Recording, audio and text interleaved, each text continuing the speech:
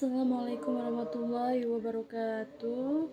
Di sini kami akan memaparkan materi yaitu berjudul Manajemen Pengelolaan Humas dalam Lembaga Pendidikan Islam. Di sini kami kelompok 9 yang beranggotakan 3 orang, yaitu 1. Dede Siti Asiyah, 2. Siti Ariska, 3. Muhammad Rafi Jahran. Assalamualaikum warahmatullahi wabarakatuh. Saya Dede Siti Asiyah ingin membahas tentang pengertian manajemen humas. Manajemen humas adalah proses penelitian, perencanaan, pelaksanaan, dan pengevaluasian suatu kegiatan komunikasi yang disponsori oleh organisasi. Proses manajemen humas biasa dilakukan oleh seorang praktisi dalam kegiatan humas. Yang kedua yaitu selanjutnya konsep humas dalam mengembangkan lembaga pendidikan, public relations, atau yang lebih kita kenal sebagai humas, memiliki peran dalam sebuah lembaga, terutama pendidikan, karena berhubungan dengan fungsi-fungsi manajemen maupun tujuan utama yang ada pada lembaga pendidikan. Bismillahirrahmanirrahim. Assalamualaikum warahmatullahi wabarakatuh. Perkenalkan, nama saya Siti Ariska. Dalam upaya pengembangan dan peningkatan mutu lembaga pendidikan, humas memiliki fungsi-fungsi yang cukup relevan dalam menghadapi perubahan zaman. Antara lain, A. Mampu sebagai motivator dalam menyampaikan komunikasi secara langsung, komunikasi tatap muka dan tidak langsung melalui media first kepada pimpinan lembaga dan public interest atau dosen atau guru, karyawan, dan mahasiswa atau siswa. B. Mendukung dan menunjang kegiatan-kegiatan yang berkaitan dengan mempublikasi lembaga pendidikan. C.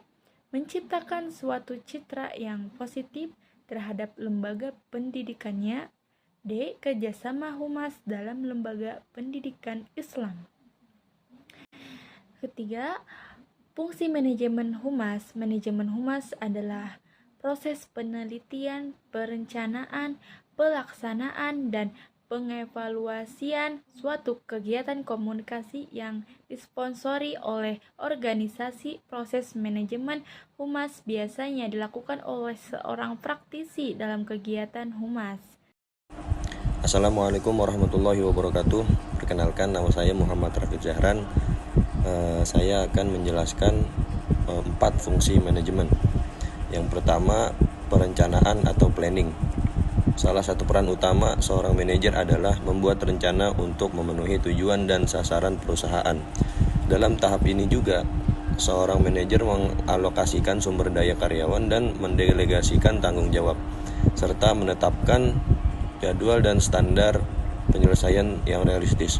Perencanaan mengharuskan mereka yang berada dalam peran manajemen untuk terus memeriksa kemajuan tim dan mungkin membuat penyesuaian kecil jika diperlukan, sambil tetap mempertahankan gambaran yang jelas tentang tujuan dan sasaran perusahaan yang lebih besar lagi. Banyak dari fungsi perencanaan seseorang terdiri dari bekerja secara mandiri untuk menentukan tanggung jawab apa yang harus diberikan kepada karyawan mana dan menetapkan tingkat prioritas untuk tugas tertentu. Namun jika lupa, komunikasi juga memegang peranan penting. Misalnya manajer berurusan dengan perencanaan ketika mereka bertemu dengan pimpinan perusahaan untuk membahas tujuan jangka pendek dan jangka panjang. Dan ketika mereka mengkomunikasikan proyek baru secara spesifik ke tim mereka untuk memastikan tujuan individu terpenuhi tepat waktu. Yang kedua adalah perorganisasian atau organizing.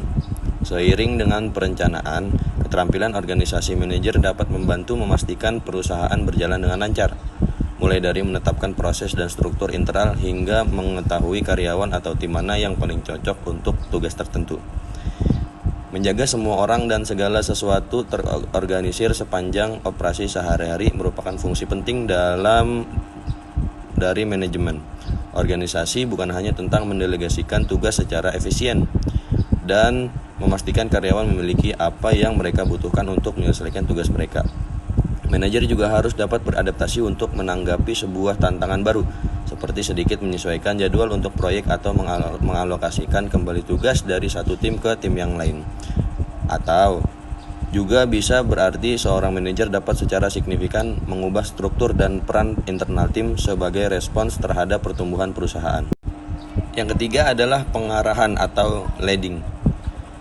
Manajer harus merasa nyaman dan percaya diri dalam memimpin tugas harian anggota tim.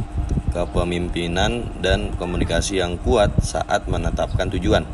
Kepemimpinan dapat dilihat dalam berbagai cara, termasuk mengetahui saat karyawan membutuhkan dorongan tambahan dan pujian untuk menangani konflik antara anggota tim secara adil dan tegas.